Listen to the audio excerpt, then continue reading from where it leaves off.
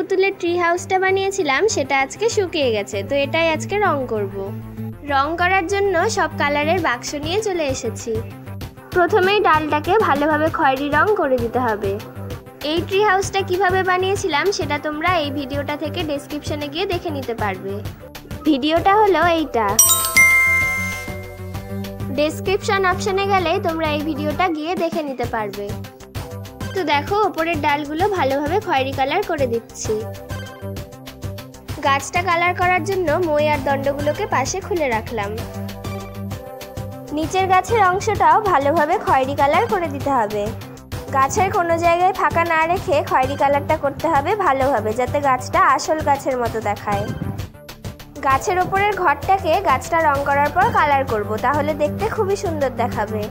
নিচে গাছের শেকড়টা আরও ভালোভাবে বোঝানোর জন্য খয়েরি কালার দিয়ে ভালোভাবে ফিনিশিং করে দিতে হবে।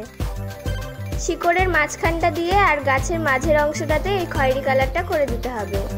খয়েরি কালারটা একটু ডিপ করে করতে হবে, যাতে শিকড়গুলো ভালোভাবে বোঝা যায়। গোটা ট্রি হাউসটাকে ভালোভাবে কালার করলেই ট্রি হাউসটা দেখতে খুব সুন্দর হবে। এবার আমি তুলিতে গোলাপি কালারটা ভরিয়ে নিলাম। এই গোলাপি কালারটা আমি ঘরের চালটাতে ভালোভাবে করে দিব। দু সাইডের চালটাতেই ভালোভাবে গোলাপি কালারটা করতে হবে। তো ধীরে ধীরে দু সাইডটাতেই ভালোভাবে গোলাপি কালারগুলো করে দিলাম। চালে গোলাপি কালারটা করে দেওয়ার পর এবার পিচ কালার ভরিয়ে নিলাম দেওয়ালগুলোতে কালার করার জন্য। দেওয়ালটাকে খুব সাবধানে ভালোভাবে কালার করতে হবে, যাতে অন্য জায়গায় কালারটা না ভরে যায়। ঘরটার দেওয়ালের সাথে সাথে যে দরজাটা আছে সেই দরজাটাকেও পিচ কালার করে দিয়েছি। তো ঘরটাকে কালার করার পর এবার আমি তুলিতে সবুজ রংটা ভরিয়ে নিলাম। ঘরটার সামনে যে বারান্দার মতো অংশটা আছে, এই বারান্দার মতো অংশটাতেই সবুজ কালারটা করে দিতে হবে। তো ধীরে ধীরে পুরো অংশটাতেই ভালোভাবে সবুজ কালারটা করে দিচ্ছি। এতদূর কালার করার পর ঘরটাকে দেখতে মোটামুটি ভালোই দেখাচ্ছে। দরজাটায় পিচ কালার করেছিলাম জন্য অতটা ভালো লাগছিল না, তাই ভাবলাম একটু হলুদ কালার করে দিই। তাই দরজা আর জানালার চারিদিকটাতে দিয়ে হলুদ কালারটা করে দিলাম। বাড়িটা দাঁড় করানোর জন্য যে দণ্ড বানিয়েছিলাম সেই দণ্ডগুলোকেও সবুজ কালার করে দিলাম। ভালোভাবে পুরো দণ্ডটাতেই সবুজ কালারটা করে দিতে হবে।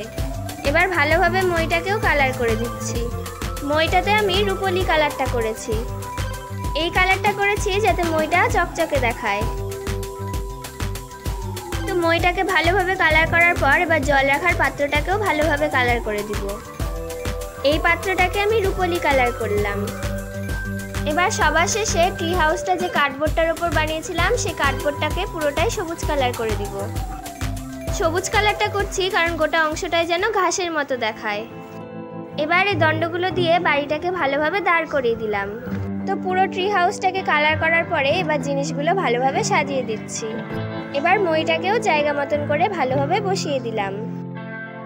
এবার জল রাখার পাত্রটাও বসিয়ে দিলাম আর তার সাথে কয়েকটা পশুও বসিয়ে দিলাম। তো দেখো, ট্রি হাউসটা কালার করা আমার রেডি হয়ে গেল। চারিদিকটা সুন্দর দেখানোর জন্য পেছন দিয়ে অনেক ধরনের ফুল গাছও বসিয়ে দিয়েছি। এবার এই ট্রি হাউসের পুতুলটাকেও বসিয়ে দিলাম। তো ট্রি হাউসটা আমাদের গোটাটাই কমপ্লিট হয়ে গেল। তো তোমরা দেখে বলো তো ট্রি হাউসটা কালার করা তোমাদের কেমন লেগেছে। ট্রি হাউসটা আমি কেমন করে বানিয়েছি সেটা দেখতে চাইলে তোমরা ডেসক্রিপশনে গিয়ে ভিডিওটা দেখে নিতে পারো। তো ট্রি হাউস রং করার ভিডিওটা তোমাদের কেমন লাগলো কমেন্ট করে কিন্তু অবশ্যই জানিও। আর এরকম নতুন নতুন ভিডিও দেখতে চাইলে চ্যানেলটিকে অবশ্যই সাবস্ক্রাইব করে রেখো। তাহলে আজকের মতন ভিডিওটা এখানেই শেষ করছি।